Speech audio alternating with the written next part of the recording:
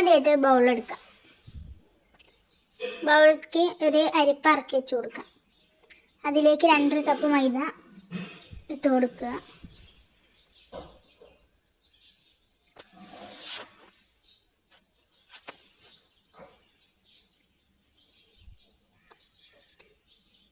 മൈദയിലേക്ക് 1 teaspoon baking powder ചേർത്ത് കൊടുക്കാം.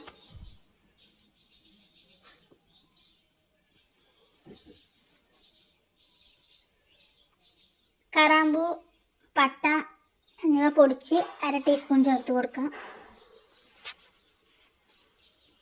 എന്നിട്ട് അരിച്ചെടുക്കാം.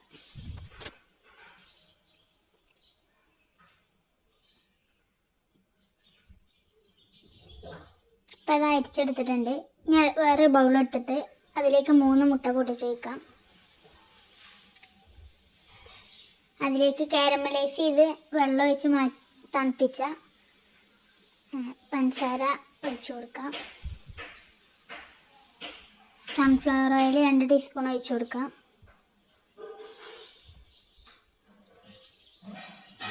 എന്നിട്ട് ഇതൊക്കെ പാടൊന്ന് കൂട്ടിയിട്ടൊന്ന് ബീറ്റ് ചെയ്തെടുക്കാം.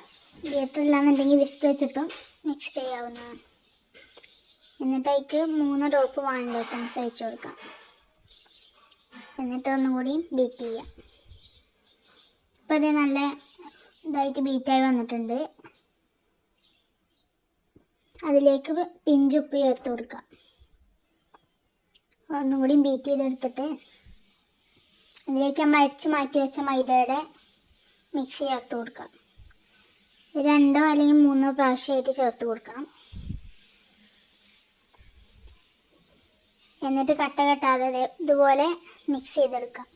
ഇത് ഇന്നലെ സോക്ക് ചെയ്ത് വെച്ചിട്ടുള്ള കാരമലൈസ് ചെയ്ത പഞ്ചസാരയിൽ സോക്ക് ചെയ്ത് വെച്ചിട്ടുള്ള ഡ്രൈ ഫ്രൂട്ട്സാണ്. അത് ചേർത്ത് കൊടുക്കാം. എന്നിട്ട് സ്പാച്ച് വെച്ചിട്ട് നല്ലോണം മിക്സ് ചെയ്ത് കൊടുക്കുക. എന്നിട്ട് ബട്ടർ പേപ്പർ വെച്ച കേക്ക് ടിന്നിലേക്ക് ഒഴിച്ച് കൊടുക്കുക. എന്നിട്ട് എയർ ബബിൾസ് പോകാൻ വേണ്ടിയിട്ട് നല്ലോണം ഒന്ന് ടാപ്പ് ചെയ്ത് കൊടുത്തിട്ട് അതിൻ്റെ മുകളിലോട്ട് ടൂട്ടി ഫ്രൂട്ടി, കിസ്മിസും കാഷ്യൂ നട്ട്സും ചേർത്ത് കൊടുക്കാം.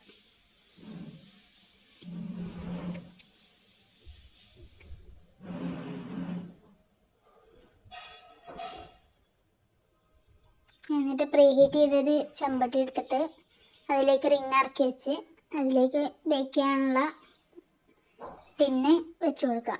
എന്നിട്ട് 1 മണിക്കൂറോളം ബേക്ക് ചെയ്യാം. അപ്പോൾ അത് കേക്ക് അവിടെ ബേക്കായി വന്നിട്ടുണ്ട്. പാത്രത്തേക്ക് എടുത്ത് വെച്ചിട്ടുണ്ട് ഞാൻ. അടിപൊളി കേക്കാണ്.